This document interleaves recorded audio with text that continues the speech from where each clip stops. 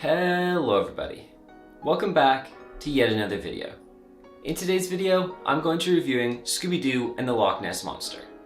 So before I get into the actual review here, I just want to say that this is probably the most nostalgic Scooby Doo film, out of all of them for me.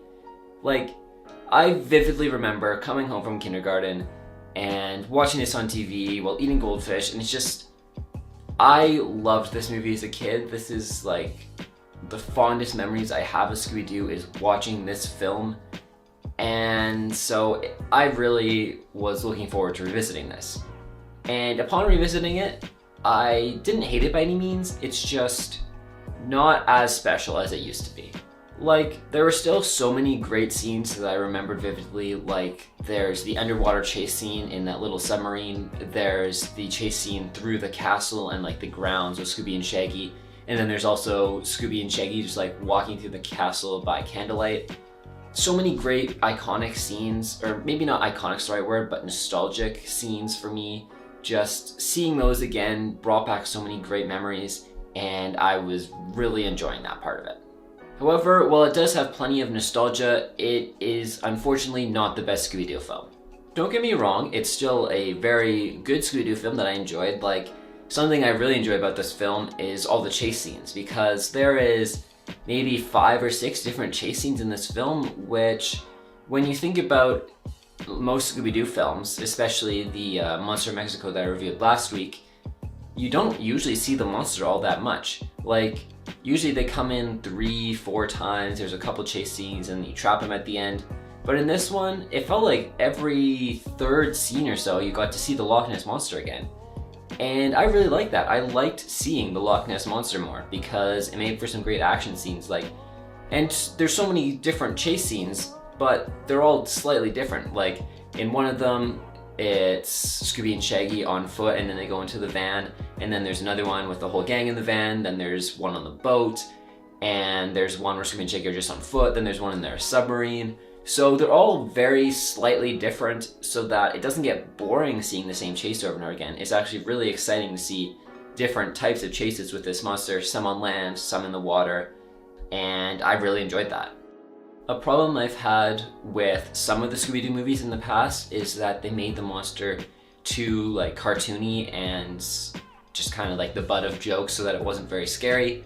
They didn't do that with this monster, because they did have one joke where Scooby and Shaggy are sitting on top of the monster's back, and again, that's an iconic scene that I remembered so well, but that's the only time that the monster is played off for jokes, and even then it's Scooby and Shaggy's stupidity that's played off for jokes there, not the actual monster. So throughout most of the film, you're actually not necessarily scared, but the monster does seem like a threat.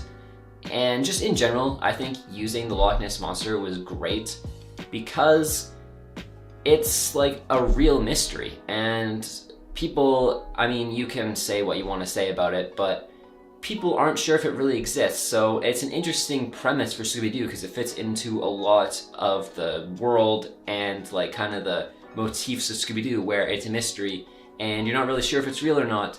And at the end of the film, after they have captured the fake one, they're kind of open-ended to, oh, maybe there's a real one still too. So I really enjoyed that, and I really enjoyed the whole location of Scotland and the idea of having the Loch Ness Monster, and I thought that was really well done. Something that wasn't well done, however, was the actual Loch Ness Monster itself in terms of its character design and animation. Because, like I said, they're not trying to make it comic-y, they're trying to make it scary, but in doing so, they made it look realistic. I'm not sure if that's necessarily the right word, but it's more realistic than most of the other surrounding areas and the surrounding characters. So I honestly thought that it stuck out really badly because Scooby and Shaggy are walking around, they're all cartoony and fake looking, and then the monster's head pops up and it looks like it belongs in a different movie, honestly. I don't know, the character design was very weird, and even the animation as it's running behind them, it just felt out of place. I don't know how to do animation, so I don't know if they use different tricks or something and that's why it looks weird, but it just, every time that it's on screen, it looks kind of off. And that doesn't really take away from my viewing experience because like I liked everything else about the monster, how we got to see it and the idea of it, like I said, but just actually seeing the monster and its appearance and its animation was just, it never really fit, and it felt like it was just, something was off about it, and I don't know, it was just weird. So overall, that is actually basically all I have to say. There's not really a whole lot of negatives to say about this film. I did preface by saying it's not the best Scooby Doo film ever made, and that's just because there's nothing really exceptional about it. Like, I've said what I wanted to say. Besides that, it's just kind of an average Scooby Doo film. Like, I enjoy it. There's got a lot of nostalgia for it, but like Zombie Island, Cyber Chase, Witch's Ghost, all those movies are just better than this. So as I get into the ratings here, I'm gonna give it a solid 8 out of 10. I enjoyed this film. It's a pretty good Scooby Doo film. It's just nothing too special. I always enjoy watching decently made Scooby Doo films, so it's still an enjoyable watch. It's just kind of average, so yeah. But anyways, that's all I have to say today, so hope you guys did enjoy this video. If you did, don't forget to leave a like and subscribe down below if you're new around here. If you guys are interested in my short film Change, I suggest you guys take a look at that. I'm really proud of how it turned out, so I would really appreciate if you guys check that out. And if you want more updates on all my videos, make sure you check out my Instagram, ntd_films. Thank you guys all for watching, and have a good day.